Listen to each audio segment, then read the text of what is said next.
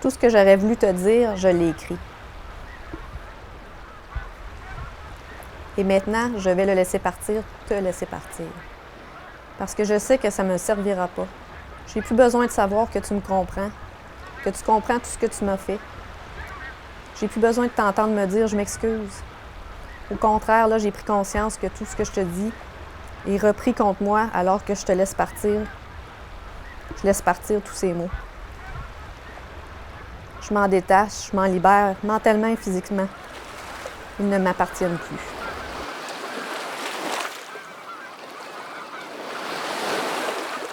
Tout a commencé par un rêve de bonheur partagé.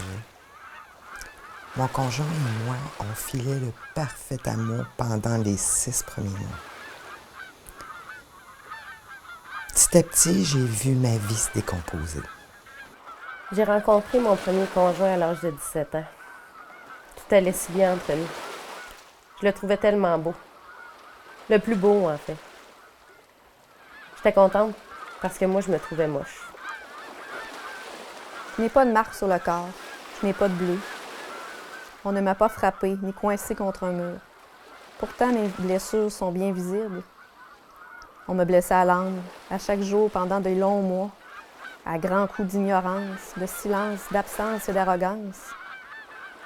On me dénigrait avec des mots. On m'a humiliée dans mon rôle de femme, de conjointe et celui de mère. Oui, mon rôle de maman, mon plus grand rôle à vie, mon plus précieux. Même celui-là, on a voulu me l'enlever.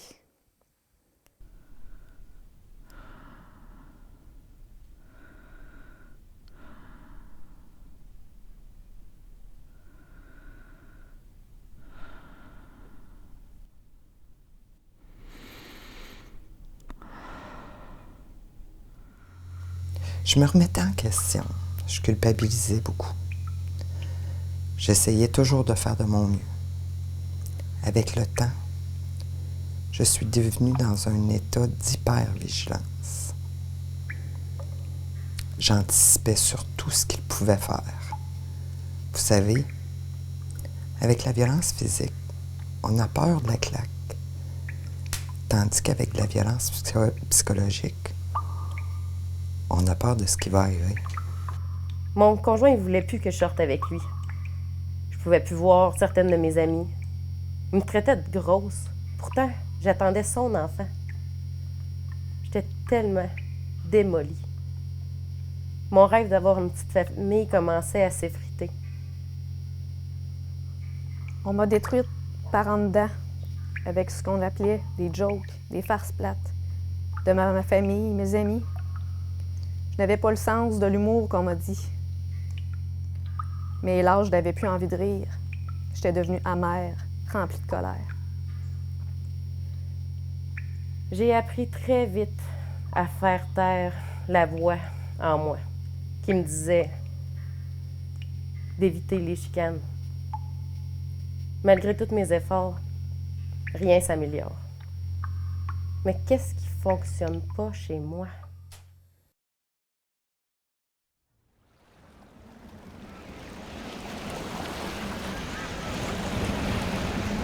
Mes gestes étaient calculés, évitant ainsi la foudre et les tempêtes. On me disait ce que je devais être ou ne pas être. On ne m'écoutait plus. Et mieux encore, on n'en avait rien à se tirer de ce que je pouvais raconter.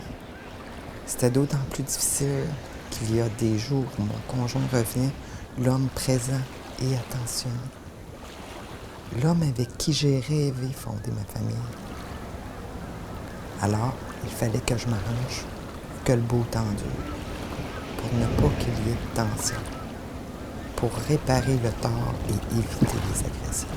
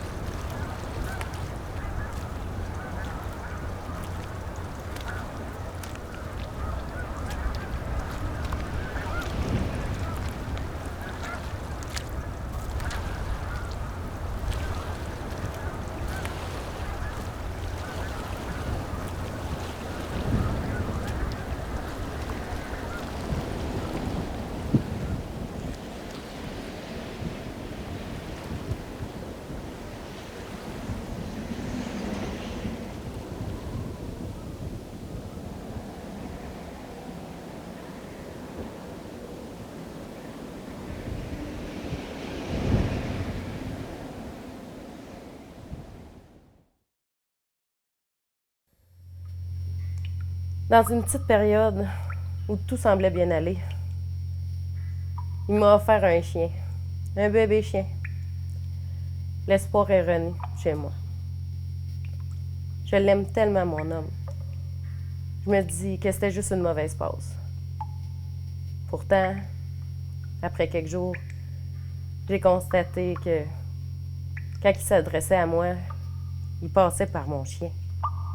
Mais oui, maintenant, il me dit que le chien est plus intelligent que moi.